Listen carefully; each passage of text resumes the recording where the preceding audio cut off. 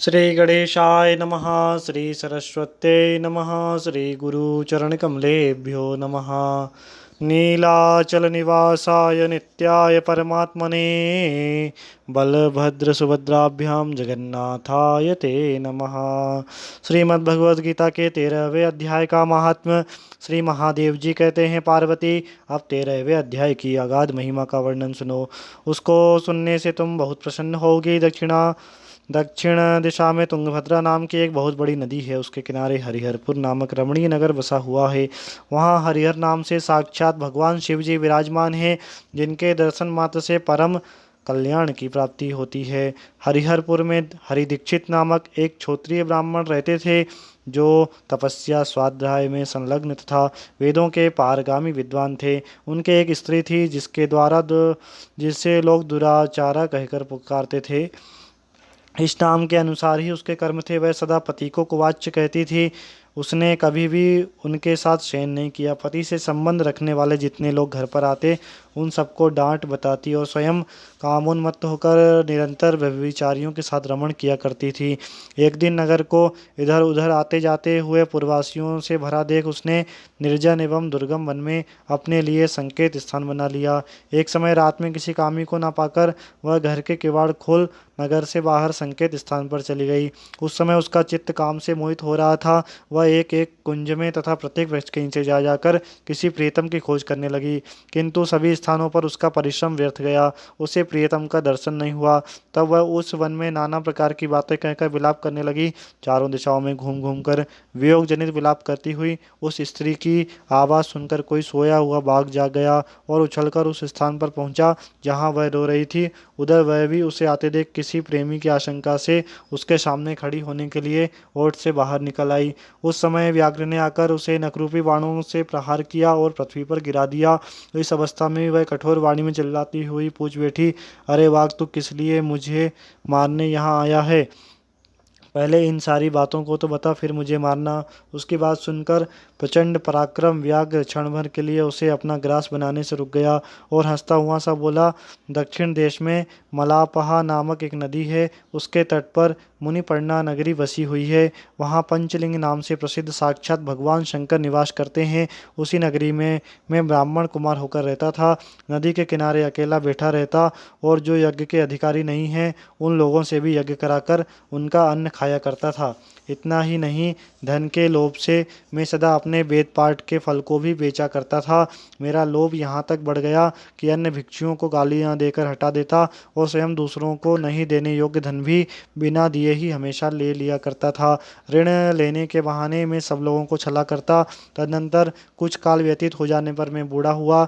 मेरे बाल सफ़ेद हो गए, आँखों से सूझता न था, मुँह के सारे दांत गिर गए। इतने पर भी मेरी दान लेने की आदत नहीं छूटी। पर्व आने पर प्रतिग्रह के लोभ से मैं हाथ में कुछ लेकर तीर्थ के समीप चला जाया करता। तत्पश्चात जब मेरे सारे अंग शिथिल हो गए, तब एक बार मैं कुछ धूर्त ब्राह्मणों के घर मांगने खाने के लिए गया। उस समय मेरे पैर में कुत्ते ने काट लिया। तब मैं मूर्छित होकर क्षण भर में पृथ्वी पर गिर पड़ा। मेरे प्राण निकल गए। उसके बाद में इसी व्याघ्र योनि में उत्पन्न हुआ। तब से इस दुर्गम वन में रहता हूँ तथा अपने पूर्व पापों को याद करके कभी धर्मिष्ठ महात्मा, यति साधु पुरुष तथा सती स्त्रियों को मैं नहीं खाता। पापी दुराचारी तथा कुल्टा स्त्रियों को ही मैं अपना भक्ष्य बनाता हूँ। अतः कुल्टा होने के कारण तू अवश्य ही मेरा ग्रास बनेगी। यूँ कहकर वह अपने कठोर नखों से उसके शरीर के टुकड़े टुकड़े करके खा गया। इसके बाद यमराज के दूत उस पापिनी को संयमनीपुरी में ले गए। वहाँ यमराज की आज्ञा से उन्होंने अनेकों बार उसे विष्ठा, मूत्र और रक्त से भरे हुए भयानक कुंडों में गिराया। करोड़ों कल्पों तक उस में रखने के बाद उसे वहां से ले आकर 100 मनवंतरों तक रौरव नरक में रखा गया। फिर चारों ओर मुंह करके दीन भाव से रोती हुई उस पापनी को वहां से खींचकर दहनानन नमक नगर में गिराया गया। उस समय उसके केश खुले हुए थे और शरीर भयानक दिखाई देता था। इस प्रकार घोर नरक यातना भोग चुकने पर वह महापापिनी इस लोक में आकर चांडाल योनि में उत्पन्न हुई। चांडाल के घर में भी प्रतिदिन बढ़ती हुई वह पूर्व जन्म के अभ्यास से पूर्ववत पापों में प्रवृत्त रही। फिर उसे कोढ़ राजक्षमा का रोग हो गया, नेत्र में पीड़ा होने लगी। फिर कुछ काल के पश्चात वह पुनः अपने निवास स्थान हरिपुर को गई, जहाँ भगवान शिव के अंतःपुर की स्वामिनी जगदाम्बिका देवी विराजमान है। वहाँ उसने वासुदेव नामक एक पवित्र ब्राह्मण का दर्शन किया, जो निरंतर गीता के 13वें अध्याय का पाठ करते थे। उसके मुख से गीता का पाठ सुनते ही वह चांडाल शरीर से मुक्त हो गई और दिव्य देह धारण करके स्वर्ग लोक में चली गई। बोलिए श्री कृष्णचंद्र भगवान की जय। श्री परमात्मने नमः। श्री भगवान उवाचो इदं शरीरं कौन्तेय क्षेत्रमित्य विधीयते एतद्यो वेत्ति तं प्राहुः क्षेत्रज्ञ इति तद्विदः। श्री परमात्मा ने नमः। 13वां अध्याय। उसके उपरांत श्री कृष्ण भगवान फिर बोले, हे अर्जुन, यह शरीर क्षेत्र है ऐसा कहा जाता है। इसको जो जानता है उसको क्षेत्रज्ञ कहते हैं, ऐसा उसके तत्व को जानने वाले ज्ञानी जन कहते हैं। और हे अर्जुन, तू सब क्षेत्रों में क्षेत्रज्ञ अर्थात जीवात्मा भी मेरे को ही जान, और क्षेत्रज्ञ अर्थात विकार सहित प्रकृति का और पुरुष का जो तत्व से जानना है वह ज्ञान है, ऐसा मेरा मत है। इसलिए वह क्षेत्र जो है और जैसा है तथा जिन विकारों वाला है और जिस कारण से जो हुआ है, वह क्षेत्रज्ञ भी जो है और जिस प्रभाव वाला है, वह सब संक्षेप से मेरे से सुनो। यह क्षेत्र और क्षेत्रज्ञ तत्व ऋषियों द्वारा बहुत प्रकार से कहा गया है, अर्थात समझाया गया है, और नाना प्रकार के वेद मंत्रों से विभाग पूर्वक कहा गया है, तथा अच्छी प्रकार निश्चय किए हुए युक्ति युक्त ब्रह्म सूत्र के पदों द्वारा भी वैसे ही कहा गया है। हे अर्जुन, वही मैं तेरे लिए कहता हूँ कि 5 महाभूत अर्थात आकाश, वायु, अग्नि, जल और पृथ्वी का सूक्ष्म भाव, अहंकार, बुद्धि, मूल प्रकृति अर्थात त्रिगुणमयी माया भी, हस्त 10 इंद्रियाँ अर्थात श्रोत्र, त्वचा, नेत्र, रसना, घ्राण एवं वाक, हस्त, पाद, उपस्थ और गुदा, एक मन और 5 इंद्रियों के विषय अर्थात शब्द, स्पर्श, रूप, रस, गंध तथा इच्छा, द्वेष, सुख, दुख और स्थूल देह का पिंड एवं चेतनता और धृति। इस प्रकार यह क्षेत्र विकारों के सहित संक्षेप से कहा गया। हे अर्जुन, श्रेष्ठता के अभिमान का अभाव, ब्रह्मचारण अभाव, प्राणी मात्र को किसी प्रकार भी न सताना और क्षमा भाव तथा मन वाणी की सरलता, श्रद्धा भक्ति सहित गुरु की सेवा, बाहर भीतर की शुद्धि, अंतःकरण की स्थिरता, मन और इंद्रियों सहित शरीर का निग्रह, इस लोक और परलोक के संपूर्ण भोगों में आसक्ति का अभाव और अहंकार का भी अभाव, एवं जन्म, मृत्यु, जरा और रोग आदि में दुख दोषों का बारंबार विचार करना, स्त्री, पुत्र, घर, धन आदि में आसक्ति का अभाव, ममता का न होना तथा प्रिय अप्रिय की प्राप्ति में सदा ही चित्त का सम रहना, मन के अनुकूल तथा प्रतिकूल के प्राप्त होने पर हर्ष, शोकादि विकारों का न होना, मुझ परमेश्वर में एक ही भाव से स्थिति रूप से ध्यान योग के द्वारा अव्यभिचारिणी भक्ति तथा एकांत और शुद्ध देश में रहने का स्वभाव, और विषयासक्त मनुष्यों के समुदाय में प्रेम का न होना तथा अध्यात्म ज्ञान में नित्य स्थिति, तत्व ज्ञान के अर्थरूप परमात्मा को सर्वत्र देखना, यह सब तो ज्ञान है, और जो इसके विपरीत है वह अज्ञान है, ऐसा कहा गया है। हे अर्जुन, जो जानने योग्य है तथा जिसको जानकर मनुष्य परम आनंद को प्राप्त होता है, उसको अच्छी प्रकार कहूँगा। वह आदि रहित पर ब्रह्म अकथनीय होने से न सत कहा गया न असत ही कहा गया, परंतु वह सब ओर से हाथ पैर वाला, सब ओर से नेत्र सिर मुख वाला तथा सब ओर से श्रोत्र वाला, क्योंकि वह संसार में सबको व्याप्त करके स्थित है और संपूर्ण इंद्रियों के विषयों को जानने वाला है, परंतु वास्तव में सभी इंद्रियों रहित है तथा आसक्ति रहित है और गुणों से अतीत हुआ भी। वह अपनी योग माया से सबको धारण करने, पोषण करने वाला और गुणों को भोगने वाला है। वह परमात्मा चराचर सब भूतों के बाहर भीतर परिपूर्ण है और चर अचर रूप भी वही है, और वह सूक्ष्म होने से अविज्ञेय है तथा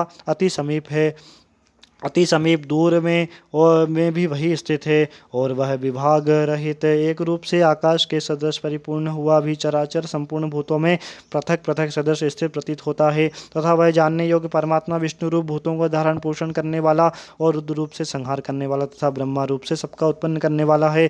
वह ब्रह्म ज्योतियों का भी ज्योति है एवं माया से भी अति परे कहा जाता है, तथा वह परमात्मा बोध स्वरूप एवं जानने योग्य है एवं तत्वज्ञान से प्राप्त होने वाला सबके हृदय में स्थित। हे अर्जुन, इस प्रकार क्षेत्र तथा ज्ञान और जानने योग्य परमात्मा का स्वरूप संक्षेप से कहा गया। इसको तत्व से जानकर मेरा भक्त मेरे स्वरूप को प्राप्त होता है।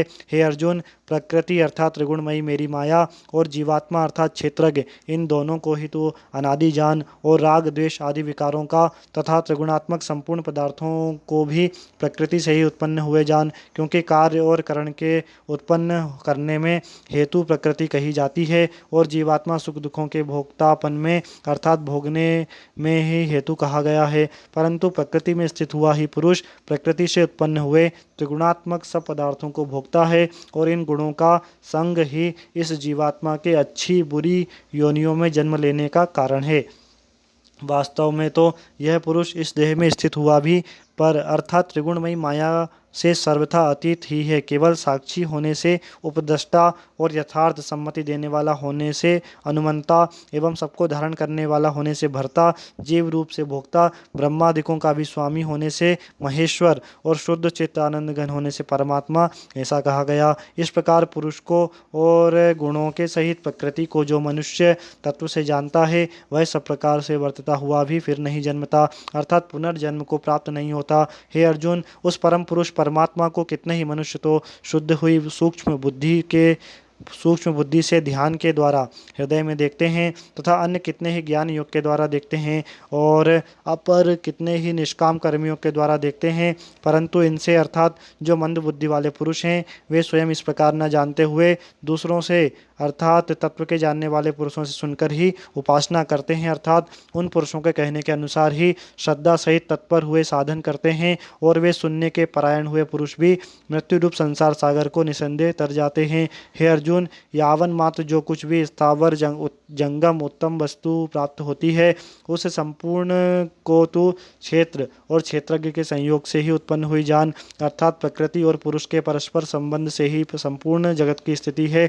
वास्तव में तो संपूर्ण जगत नाशवान है और क्षणभंगुर होने से अनित्य है। इस प्रकार जानकर जो पुरुष नष्ट होते हुए सब चराचर भूतों में नाश रहित परमेश्वर को समभाव से स्थित देखता है वही देखता है, क्योंकि वह पुरुष सब में समभाव स्थित हुए परमेश्वर को समान देखता हुआ अपने द्वारा अपने को नष्ट नहीं करता अर्थात शरीर का नाश होने से अपने आत्मा का नाश नहीं मानता, इससे वह परम गति को प्राप्त होता है। और जो पुरुष संपूर्ण कर्मों को सब प्रकार से प्रकृति से ही किए हुए देखता है अर्थात इस बात को तत्व से समझ लेता है कि प्रकृति से उत्पन्न हुए पुरुष प्रकृति से उत्पन्न हुए संपूर्ण गुण ही गुणों में वर्तते हैं तथा आत्मा को अकर्ता देखता है वही देखता है। और यह पुरुष जिस काल में भूतों के न्यारे न्यारे भावों को एक परमात्मा के संकल्प के आधार पर स्थित देखता है तथा उस परमात्मा के संकल्प से ही संपूर्ण भूतों का विस्तार देखता है, उस काल में सच्चिदानंद घन ब्रह्म को प्राप्त होता है। हे अर्जुन,